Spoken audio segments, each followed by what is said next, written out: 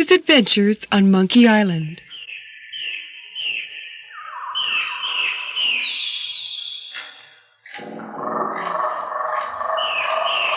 It was a bright, sunny day in the jungle, and you could tell it made the animals feel good just listening to all the chatter.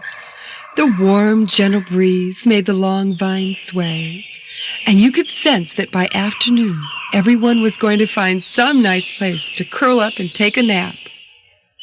The weather was nearly always perfect on Monkey Island. It got a tad warm in the summers, but the cool nights made up for that. Monkey Island was truly a spider monkey's paradise.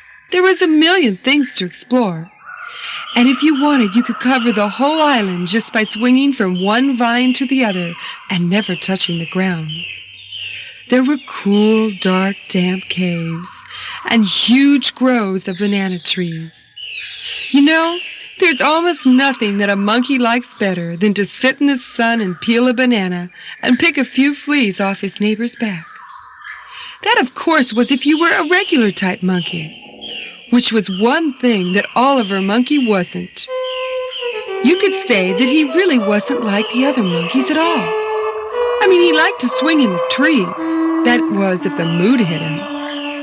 But the idea of all this needless chatter and endless swinging from vine to vine, well, shall we just say that he wasn't into monkeying around?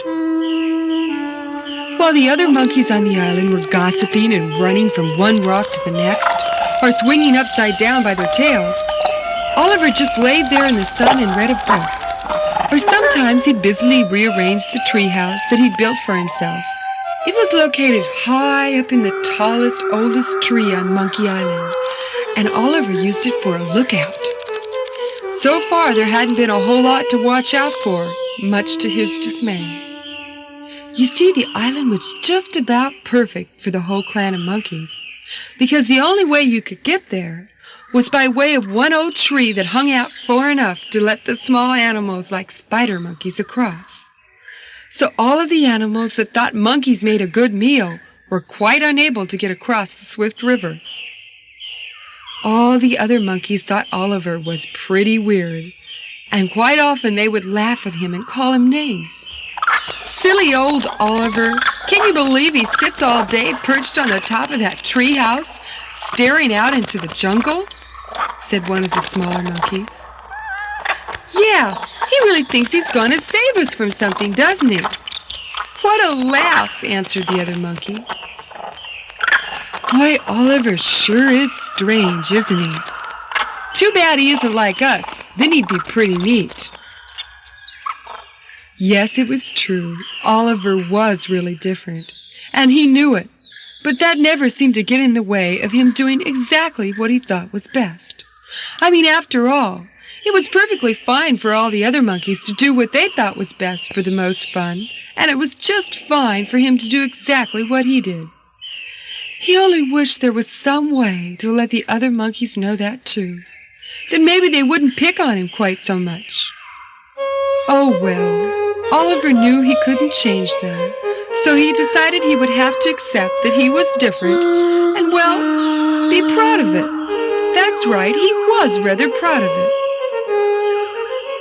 And then one day when Oliver was sitting high in his treetop perch reading a book and just soaking up the sun, and when he was just about to fall asleep, a small monkey crept up from behind him. Oliver, why are... Oliver jumped. He wasn't used to visitors, and especially unexpected ones. Hi, Oliver. I didn't mean to scare you. I was wondering why you always have your nose buried in those silly books. Why, little one, books have a lot to say. Oliver sat up a little straighter and adjusted his red baseball cap, which he always wore. And they can take you around the world or cause you to look deep inside yourself. Opening up a book is like opening up the mind of the world. The little monkey was really wide-eyed with curiosity. So much from those little pieces of paper all stuck together? He could hardly believe it. Oh, I think I understand, said the little monkey. All of a sudden, there was a bunch of chatter and racket down from below. Oliver peeked over the edge of the treehouse and turned to the little monkey. "Who's that down there by the river balancing on that rock?" The little monkey came over and stood on his tippy toes and looked down. "Oh, that's just Elliot. He's such a show-off. He's always up to something mischievous." Elliot was busy talking to several other monkeys who were half listening to Elliot's boasts. "Hey, I know I can swim, if I really try. Just because you haven't tried something doesn't mean you shouldn't try it, huh?" Oliver turned and looked at the little monkey. "He's right," shaking his head, "but you have to use wisdom, too. He's not using a lot of wisdom. Elliot's such a braggart, he would probably try about anything on a dare." Suddenly, Elliot, teetering on the edge of the riverbank, and not really meaning to, fell in. He made several attempts to swim and then began yelling and started to move downstream. "Oh my gosh, he'll never see Monkey Island again," said one monkey. And another monkey yelled, "He's sure to be bashed against the rocks." And one old monkey just shook his head. Doesn't he know any better? More monkeys came rushing to the edge of the river, but no one knew what to do. They all began madly hopping up and down and making even more noise, until you couldn't even hear Elliot shouting for help as he went down for the third time.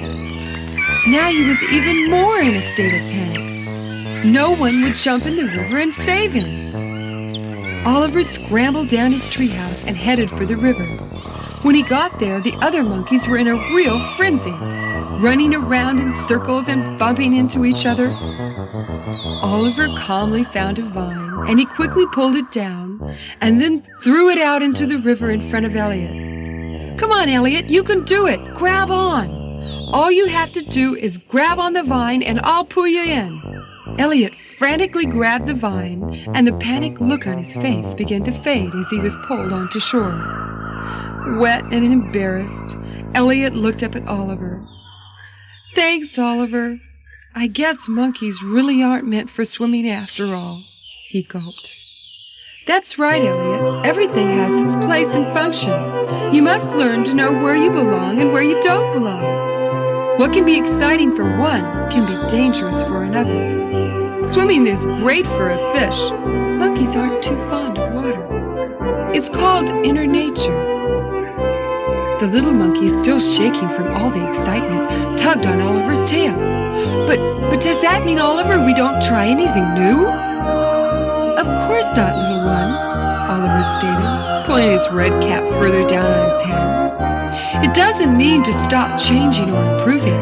It just means you must learn to recognize what's there. You can't blindly go around doing things you are not designed for.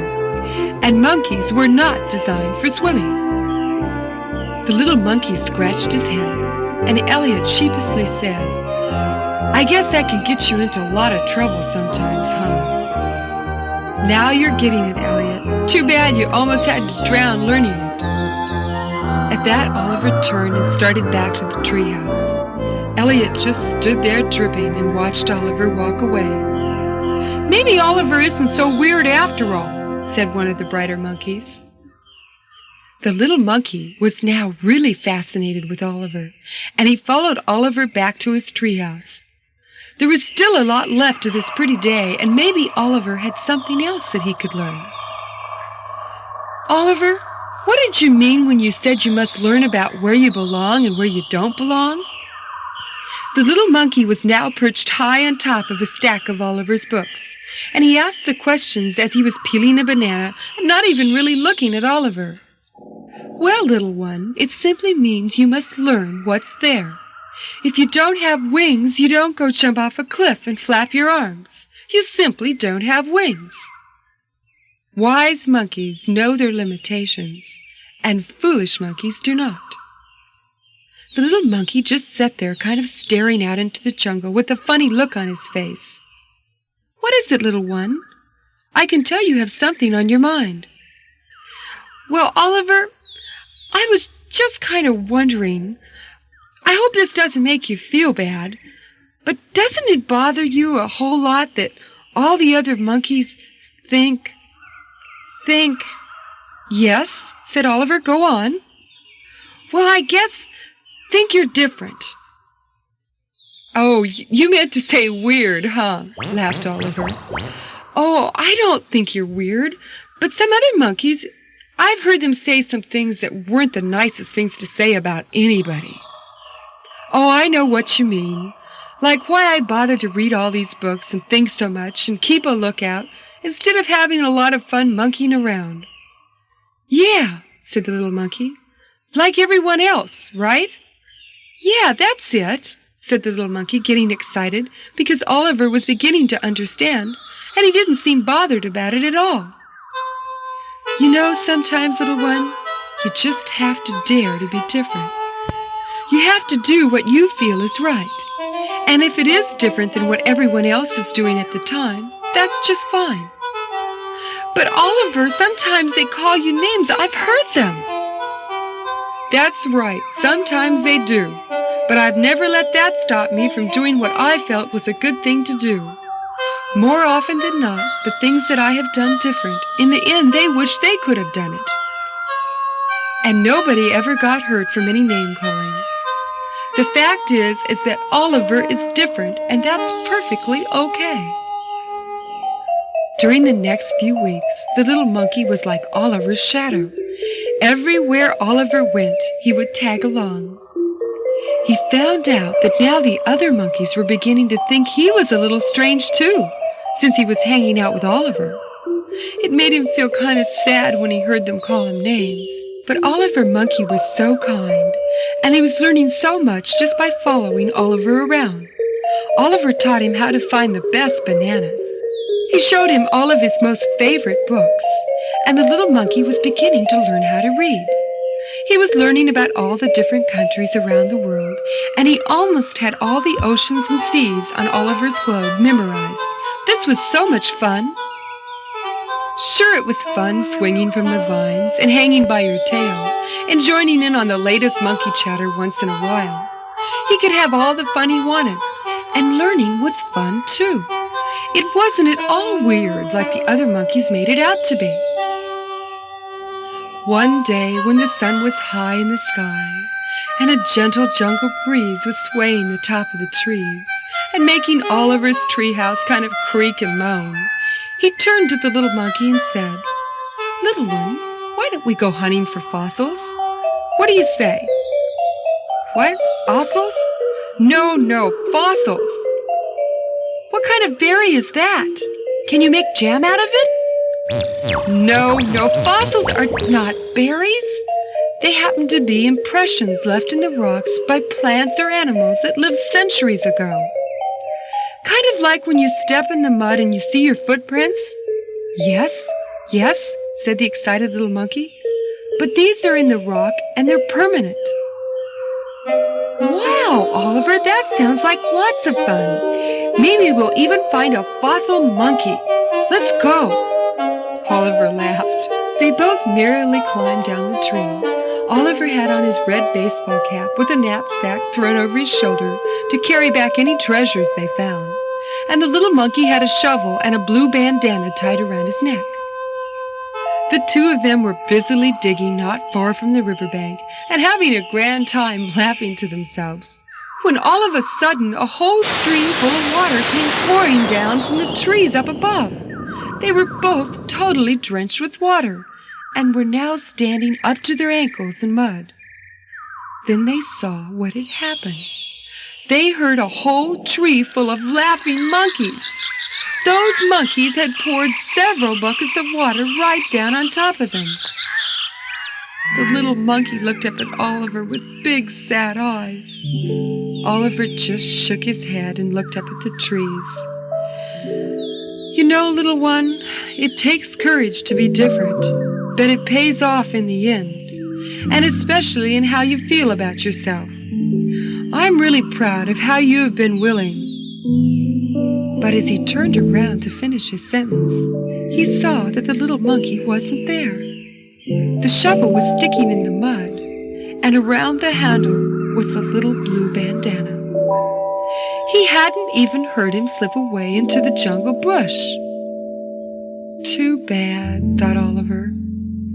Oliver picked up the shovel and secured his backpack in place, and patiently walked back to his treehouse. It would be a little lonelier without the little monkey, but maybe, just maybe in time, he might be willing to risk being different again. Over the next few weeks, Oliver spied the little monkey, watching him out of the corner of his eye. He was always there when Oliver went down to the river for a drink, and when he noticed that one of his books was missing, he had a good idea who had it. One day, somewhere in the middle of summer, Oliver began a project that really convinced everyone that there was indeed something strange about him. It was very hot, and all the monkeys were simply into laying around and taking naps and cooling each other off and fanning banana leaves. But not Oliver. He was busily organizing some beavers that he'd recruited from a stream high up in the Andes Mountains. Okay, I think if you take that tree down over there, the one nearest to the water, we could drop that down right here, and what, that one over? This had the little monkey more curious than ever. What could Oliver be up to now? He really wished that he had not allowed those silly monkeys to make him feel funny about being Oliver's friend. After all, what was more important, being Oliver's friend or worrying about being called silly names? He wondered about what Oliver would have to say about this, but now he was so embarrassed about running away. A good friend would have stood by him. Oh, what do I do? He was really puzzled now. He didn't even have a good friend like Oliver to talk it over with.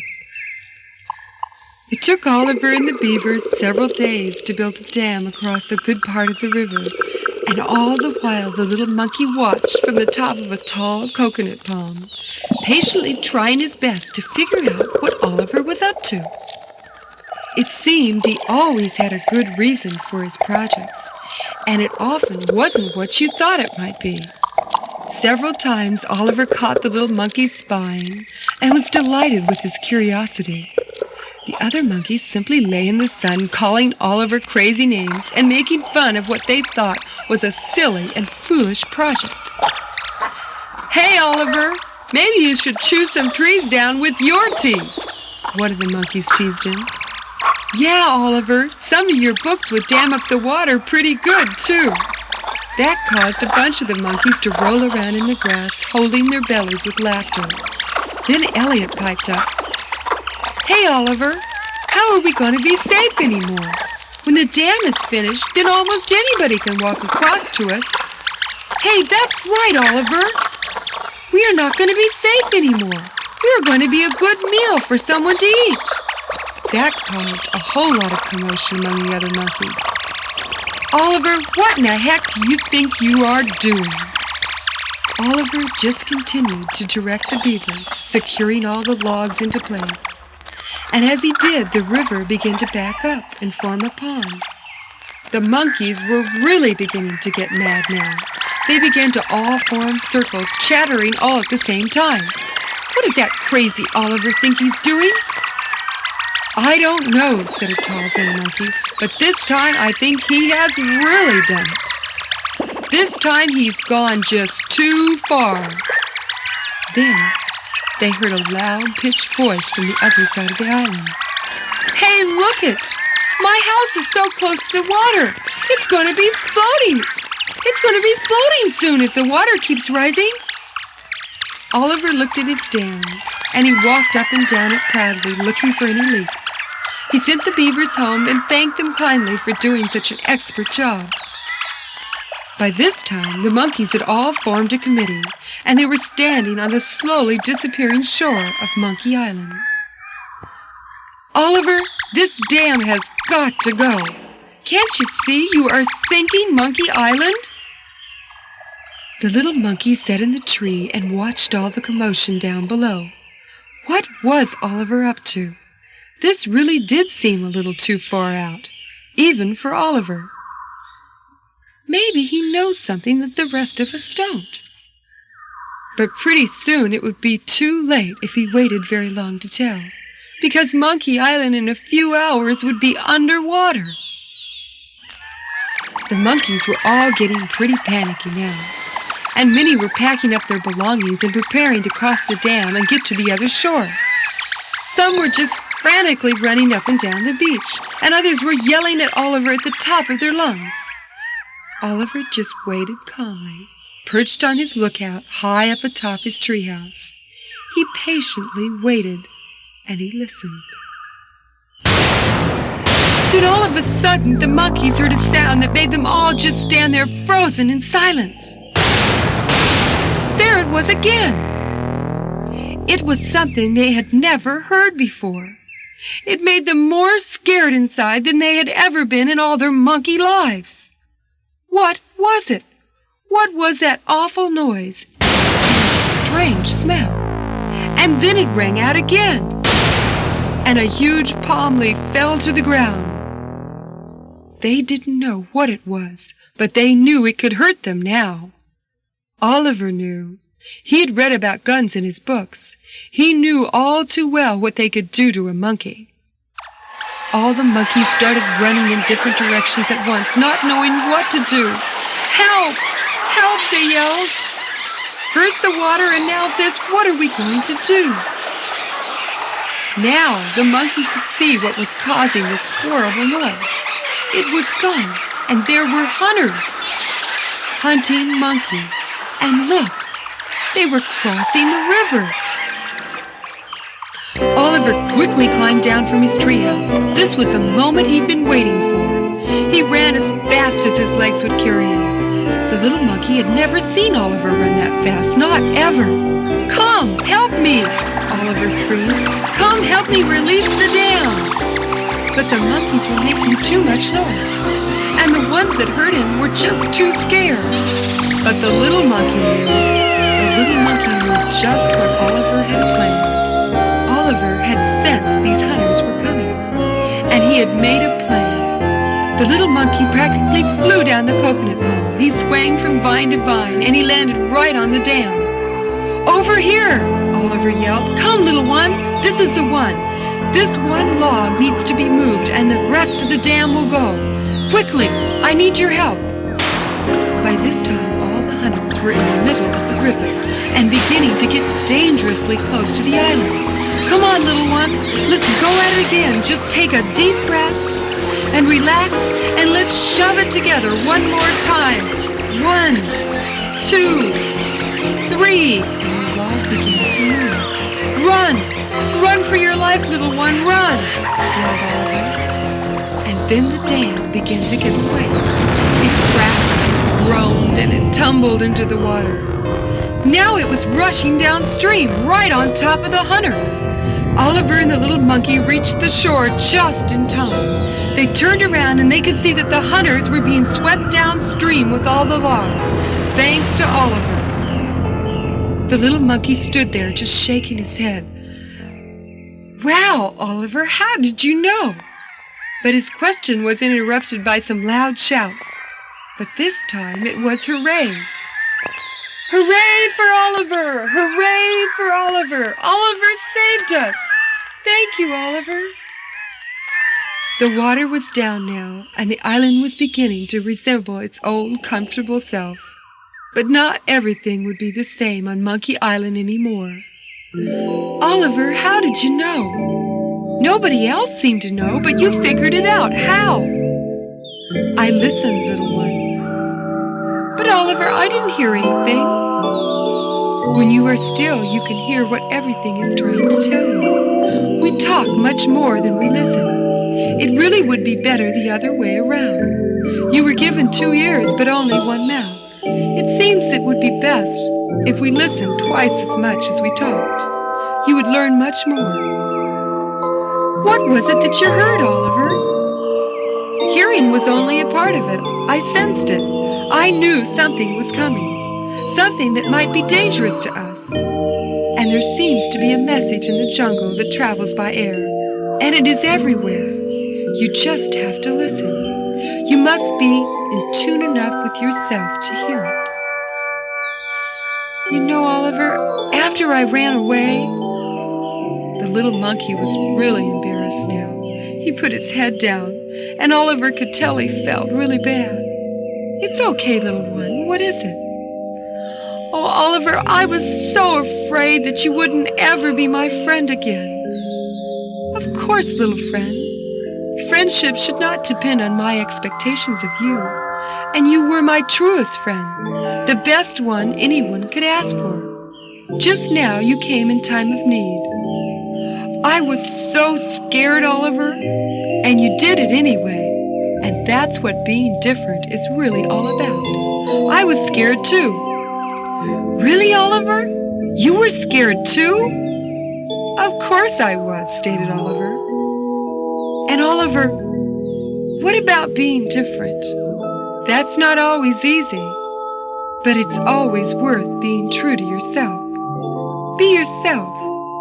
After all, if others don't like you for yourself, they are only liking who you pretend to be. Oh, I see, Oliver. I'm different too. And that's okay, and it's worth it. Yes, little one, we're all really different. Oliver felt proud of the little monkey. He had really come a long way since that first day in the treehouse. Oliver reached for his hand, and he and the little monkey walked together back to his treehouse. Oliver, said the little monkey. Yes, little one. You know that book on fossils of yours? Yes. Well, I just wanted you to know that I borrowed it. Oliver just smiled. I know. It was the beginning of a great, long-time friendship. And as they climbed up the treehouse together, they could still hear the other monkeys cheering. They were glad to have Monkey Island back to normal. And Oliver and the little monkey were glad too. They were glad they were different.